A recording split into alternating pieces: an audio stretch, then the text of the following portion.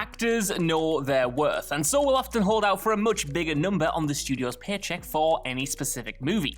However, there are times when an actor doesn't actually have much interest in the role at all, and so in order to test the studio's own desire for them, will make a frankly silly demand which should ensure that they're basically priced out of the field. Surprisingly though, the following actors were lucky enough to have their ridiculous requests actually accepted. I'm Josh from WhatCulture.com, and these are 8 actors who made ridiculous movie demands so they wouldn't be hired, but still were.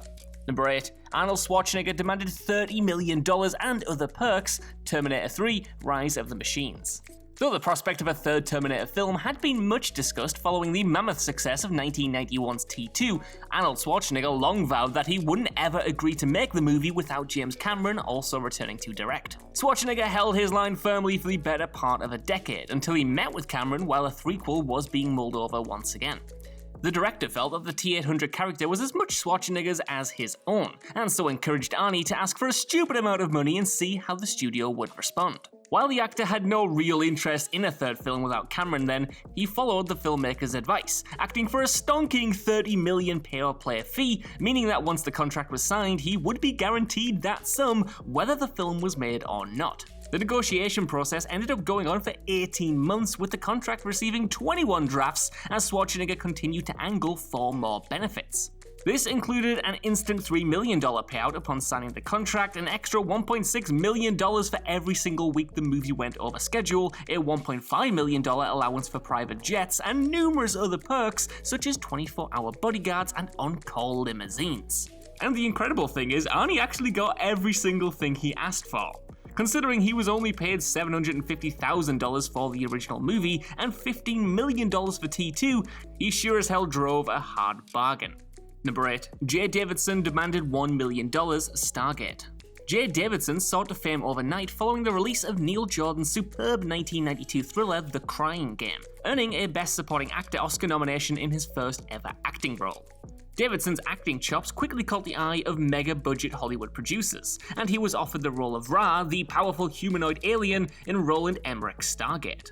But Davidson had grown weary of the spotlight after the intense attention he received from The Crying Game, and as such had little desire to act in such a high-profile sci-fi movie. And so, rather than simply refuse the part, he demanded what he considered an absurd asking fee of $1 million, a not insignificant fraction of the film's $55 million budget for just a supporting role. To Davidson's surprise though, MGM actually agreed the fee, and he went on to appear in the film despite having no real interest in doing so beyond the obvious absurd payday involved. Unsurprisingly then, Davidson promptly retired from acting after Stargate, something a $1 million gig makes far easier to do admittedly. Number 6. Amanda Seyfried spent her audition demanding to leave, Alpha Dog. Amanda Seyfried appeared in the 2006 crime drama Alpha Dog as Julie Beckley, the girlfriend of the doomed murder victim Zach Mazursky. But when Seyfried, who had just shot to fame after appearing in Mean Girls, went to audition for the part, presumably at the behest of her agent, she couldn't disguise her disinterest in the role. According to one of the film's casting directors, Matthew Barry, the actress sat down for the audition and began crying, telling him, quote, "I just don't want to be here. I want to go home, I'm tired and I miss my family, and I don't want to be in your stupid movie," end quote. Now, I just want to point out that there is, of course, nothing wrong with saying that you want to leave somewhere if you're uncomfortable or even just don't want to do something. However, this makes it on the list because, well, there's no better way to try and not get an acting job than literally saying that you don't even want to be in the audition room. Rather than just send her on her way though, Barry and his team asked why she didn't want the part, at which point she spoke extensively about the film and the character, and because the casting directors dug that little bit deeper and they talked it out, they were eventually able to see eye to eye and Seyfried did take the role. Number 5. Jackie Chan demanded $15 million, 15% of the box office, and overseas distribution rights, Rush Hour 3. As much as the Rush Hour movies helped propel Jackie Chan to a stratospheric level of global fame, the actor hasn't exactly held back his true opinions on the franchise. Back in 2012, Chan actually confessed that he disliked Rush Hour the most of all his Hollywood movies. He said, quote, "I have reasons to do each film. I have something to say. Unlike Rush Hour, there was no reason in making it. You just give me the money and I'm fine. I dislike Rush Hour the most, but ironically it sold really well in the US and Europe," end quote. With this in mind then, Chan also drove up his demands for each of the 2 buddy cop sequels. Rush Hour 3 saw him demand a coveted pay-or-play contract to the tune of $15 million, in addition to 15% of the box office backend and distribution rights to the film in both China and Hong Kong. Chan's requests were accepted, and given that the film grossed $258.1 million worldwide, this ensured that he walked away with a minimum of $53.7 million. And considering that Rush Hour 3's overall budget was a massive $150 million though, its middling box office performance, almost $100 million less than Rush Hour 2, must have left the studio feeling a little bit sore. Number 4. Vin Diesel demanded the rights to the Riddick franchise, the Fast and Furious Tokyo Drift.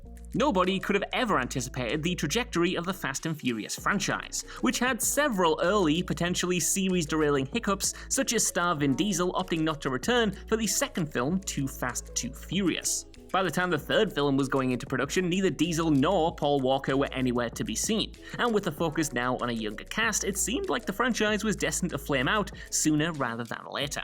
In fact, a test screening shook Universal's faith in the IP enough that they ended up reaching out to Diesel, practically begging him to shoot a cameo role to be incorporated into the film's final scene. Diesel, who was effectively out of the franchise by this point and seemingly assumed that it was a dying horse like almost everyone else at the time, agreed to film the cameo on one condition.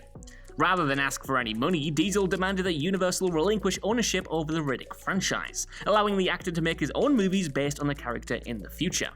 Considering that Universal had just spent $120 million on the Chronicles of Riddick just 2 years earlier, giving up the IP was a titanic ask, and yet Universal ultimately ended up accepting Diesel's terms. Given that the Chronicles of Riddick was a major box office bomb, Universal hedged their bets that it was way more financially worthwhile to have Diesel inject some life back into Fast and Furious, and they were absolutely right. Diesel went on to make a third Riddick film in 2013 with a more sensible $38 million budget, and it was a modest commercial success. With the Fast and Furious now a billion-dollar box office behemoth though, everything clearly worked out for the best here.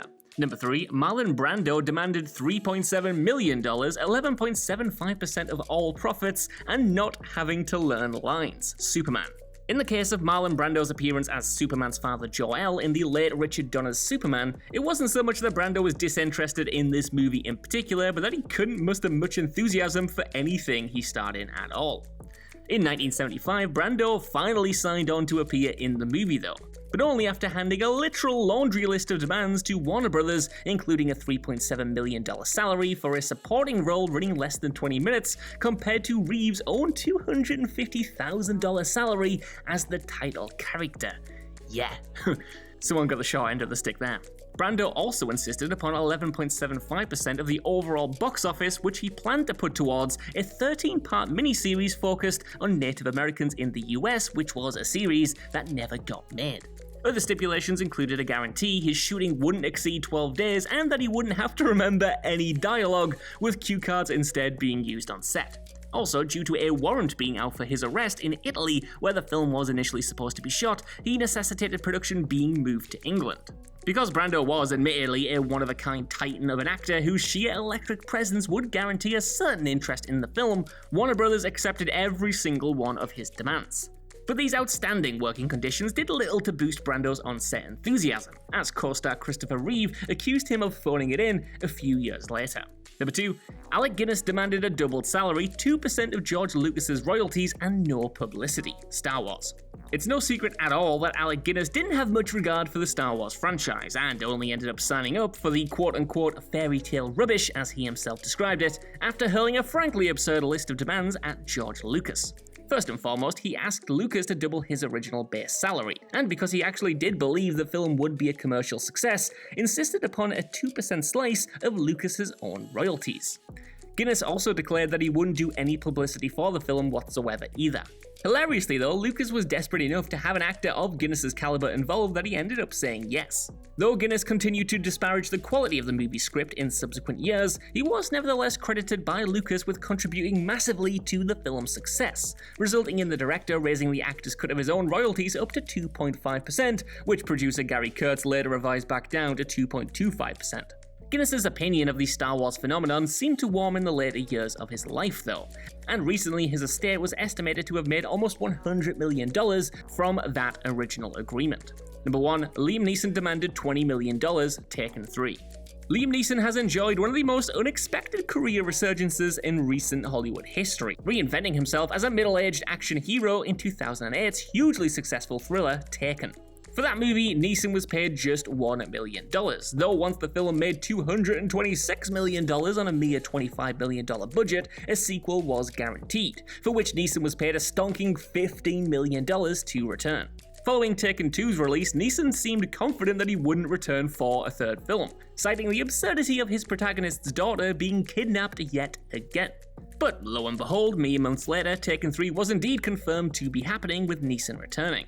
The reason? Well, the actor wrangled himself the fattest payday of his career by asking for a massive $20 million salary, which per the series' strong commercial performance and sensible budgeting, Fox actually agreed to. Despite this and the film's woefully negative reviews, Taken 3 still posted $326 million at the box office against a $48 million budget. Neeson has since rubbished murmurs of a fourth film, and considering that 7 years have passed since Taken 3 and Neeson will turn 70 next year, it is easier to believe him this time, no matter how much money Fox agrees to dump on his lawn.